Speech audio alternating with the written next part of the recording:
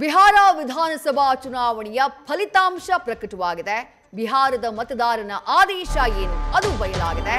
ನೇರವಾಗಿ NDA ಮೈತ್ರಿಕೂಟಕ್ಕೆ land slide ವಿಕ್ಟರಿಯನ್ನ ಕೊಟ್ಟಿದ್ದಾನೆ ಬಿಹಾರದ ಮತದಾರ. ಆದರೆ ಚುನಾವಣೆಯಲ್ಲಿ ಕಾಂಗ್ರೆಸ್ಗೆ ಆಗಿರುವುದು ಹೀನಾಯ ಸೋಲು. ರಾಹುಲ್ ಗಾಂಧಿ ಹೋಗಿ ಹೈಡ್ರೋಜನ್ ಬಾಂಬ್ ಅನ್ನ ಸಿಡಿಸಿದ್ರು, ಯಾವುದೇ ಪ್ರಯೋಜನವಾಗಿಲ್ಲ. ಇದರ ಪರಿಣಾಮ ಏನು? ಬಿಹಾರ ಸೋಲಿನಿಂದ ರಾಜ್ಯ ಕಾಂಗ್ರೆಸ್ನಲ್ಲಿ ಸೇಫ್ ಆದ್ರ ಸಿಎಂ ಸಿದ್ದರಾಮಯ್ಯ.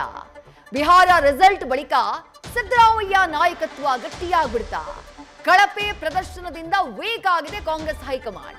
ಕರ್ನಾಟಕದ ನಾಯಕತ್ವ ವಿಚಾರಕ್ಕೆ ಹೈಕಮಾಂಡ್ ಕೈ ಹಾಕೋದು ಕಷ್ಟ ಸಾಧ್ಯ ಅನ್ನುವಂತಹ ವಿಶ್ಲೇಷಣೆ ಸದ್ಯ ರಾಜ್ಯ ರಾಜಕಾರಣದಲ್ಲಿ ಆರಂಭವಾಗಿದೆ. ಡೀಟೇಲ್ಸ್ ನಮ್ಮ ಪ್ರತಿನಿಧಿ ಹರೀಶ್ ನೀಡ್ತಾ ಹೋಗ್ತಾರೆ. ಹರೀಶ್, ಬಿಹಾರದ ಫಲಿತಾಂಶ ಬರಲಿ, ಫಲಿತಾಂಶದ ನಂತರದಲ್ಲಿ ಕ್ರಾಂತಿಯೋ ಮತ್ತೊಂದು ಡಿಸೈಡ್ ಆಗತ್ತೆ ಅನ್ನುವಂಥ ವಿಶ್ಲೇಷಣೆಗಳಿತ್ತು. ಬಿಹಾರದ ಚುನಾವಣಾ ಫಲಿತಾಂಶ ರಾಜ್ಯ ಕಾಂಗ್ರೆಸ್ ಆಡಳಿತದ ಮೇಲೆ ಪರಿಣಾಮವನ್ನ ಬೀರುತ್ತೆ ಅನ್ನುವಂಥ ಮಾತುಗಳಿದ್ವು. ಈಗ ರಿಸಲ್ಟ್ ಬಂದಾಗಿದೆ. ಕಳೆದ ವಿಧಾನಸಭಾ ಚುನಾವಣೆಯಲ್ಲಿ 19 ಕ್ಷೇತ್ರ ಪಡೆದಿದ್ದಂತಹ ಕಾಂಗ್ರೆಸ್ ಈ ಬಾರಿ 4-3 ಅನ್ನುವಂಥ ಲೆಕ್ಕದಲ್ಲಿದೆ.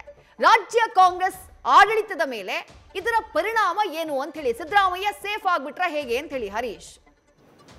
ವಿದೇಶಿ ಬಹಳ ಮುಖ್ಯವಾಗಿರುವಂಥದ್ದು. ಸೊ ಅದರಲ್ಲೂ ನವೆಂಬರ್ ಕ್ರಾಂತಿ ಅನ್ನುವಂಥ ಚರ್ಚೆ ಬೆನ್ನಲ್ಲೇ ಕೂಡ ಬಿಹಾರ ಚುನಾವಣೆ ಬಳಿಕ ರಾಜ್ಯ ರಾಜಕಾರಣದಲ್ಲಿ ದೊಡ್ಡ ಮಟ್ಟದ ಬೆಳವಣಿಗೆ ಆಗುತ್ತೆ, ನಾಯಕತ್ವ ಬದಲಾವಣೆ ಆಗುತ್ತೆ ಅನ್ನುವಂಥ ಚರ್ಚೆಗಳು ಕೂಡ ದೊಡ್ಡ ಮಟ್ಟದಲ್ಲಿ ಹರಿದಾಡ್ತಾ ಇತ್ತು. ಆದರೆ ಇವತ್ತಿನ ಬಿಹಾರ ಚುನಾವಣಾ ಫಲಿತಾಂಶ ನೋಡಿದಂಥ ಸಂದರ್ಭದಲ್ಲಿ ಕಾಂಗ್ರೆಸ್ ಹೀನಾಯವಾಗಿ ಸೋತಿರುವಂಥದ್ದು ಒಂದು ರೀತಿಯಲ್ಲಿ ಕೂಡ ರಾಜ್ಯ ನಾಯಕತ್ವ ವಿಚಾರವಾಗಿ ಒಂದಷ್ಟು ತಳುಕು ಹಾಕುವಂಥ ಒಂದು ಚರ್ಚೆಗಳು ಕೂಡ ಈಗ ಶುರುವಾಗಿರುವಂಥದ್ದು. ಸೊ ಬಿಹಾರ ಚುನಾವಣೆಯಲ್ಲಿ 61 ಸ್ಥಾನಗಳ ಪೈಕಿ 5-6 ಅನ್ನುವಂಥ ಹಂತದಲ್ಲಿ ಕೂಡ ಈ ಕಾಂಗ್ರೆಸ್ ಶೂನ್ಯ ಸಂಪಾದನೆ ಮಾಡಿರುವಂಥದ್ದು. ಸಾಕಷ್ಟು ಕೂಡ ಕಾಂಗ್ರೆಸ್ ರಾಜ್ಯದ ಮಟ್ಟಿಗೆ ಒಂದಷ್ಟು ಕೂಡ ಒಂದು ಬೆಳವಣಿಗೆಗಳಿಗೆ ಕಾರಣ ಆಗ್ತಿದೆಯಾ ಅನ್ನುವಂಥ ಮಾತುಗಳು ಕೇಳಿಬರ್ತಿದೆ. ಅಂದರೆ ಬಿಹಾರ ಚುನಾವಣೆಯಲ್ಲಿ ಗೆದ್ದಿದ್ದೇ ಆಗಿದ್ದಲ್ಲಿ ಕರ್ನಾಟಕದ ವಿಚಾರದಲ್ಲಿ ಅವರು ಕೈ ಹಾಕ್ತಾ ಇದ್ರು, ಬದಲಾವಣೆಗೆ ಮುಂದಾಗ್ತಿದ್ರು ಅನ್ನುವಂಥ ಚರ್ಚೆ ಆಗ್ತಿತ್ತು. ಸೊ ಈಗ ಹೀನಾಯವಾಗಿ ಸೋತಿರುವಂಥ ಕಾರಣಕ್ಕಾಗಿ ಕರ್ನಾಟಕದ ವಿಚಾರದಲ್ಲಿ ಮೂಗು ತೋರಿಸೋದಿಲ್ಲ, ಬದಲಾವಣೆಗೆ ಕೈ ಹಾಕೋದಿಲ್ಲ, ಗೊಂದಲಕ್ಕೆ ಮತ್ತಷ್ಟು ಅವಕಾಶಗಳನ್ನ ಕೊಡೋದಿಲ್ಲ ಅನ್ನುವಂಥ ಚರ್ಚೆಗಳು ಕೂಡ ಈಗ ಶುರುವಾಗಿರುವಂಥದ್ದು. ಅಂದರೆ ಈ ಮೂಲಕ ಸಿಎಂ ಸಿದ್ದರಾಮಯ್ಯ ಅವರು ಸೇಫ್ ಆದ್ರ ಅನ್ನುವಂಥ ಚರ್ಚೆಗಳು ಕೂಡ ಈಗ ಕಾಂಗ್ರೆಸ್ಸಲ್ಲಿ ಕೇಳಿ ಬರ್ತಾ ಇದೆ.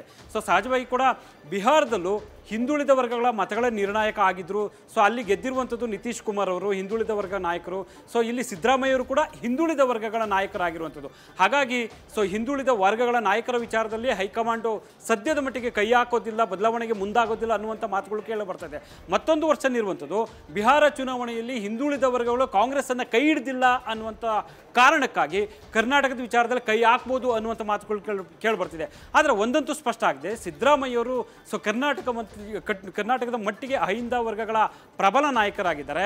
ಹಿಂದುಳಿದ ವರ್ಗಗಳ ಪ್ರಶ್ನಾತೀತ ನಾಯಕರಾಗಿರುವಂಥದ್ದು, ತಮ್ಮದೇ ಆದಂಥ ಚಾಪನ ಹೊಂದಿರುವಂಥದ್ದು, ಪ್ರಭಾವಿ ನಾಯಕರಾಗಿರುವಂಥದ್ದು, ಮತ್ತು ಎಲ್ಲ 224 ಕ್ಷೇತ್ರಗಳಲ್ಲಿ ತಮ್ಮದೇ ಆದಂಥ ಒಂದು ಪ್ರಭಾವವನ್ನು ಹೊಂದಿರುವಂಥದ್ದು.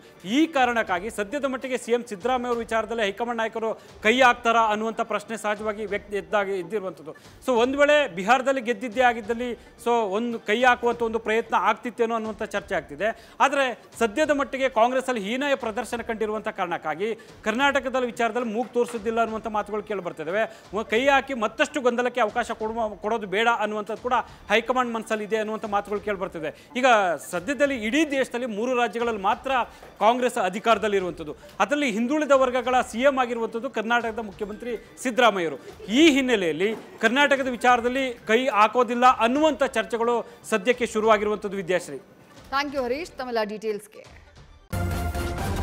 ನ್ಯೂಸ್ ಫಸ್ಟ್ ನಿರ್ಭೀತಿಯಿಂದ ನಿಮ್ಮ ಪರವಾಗಿ.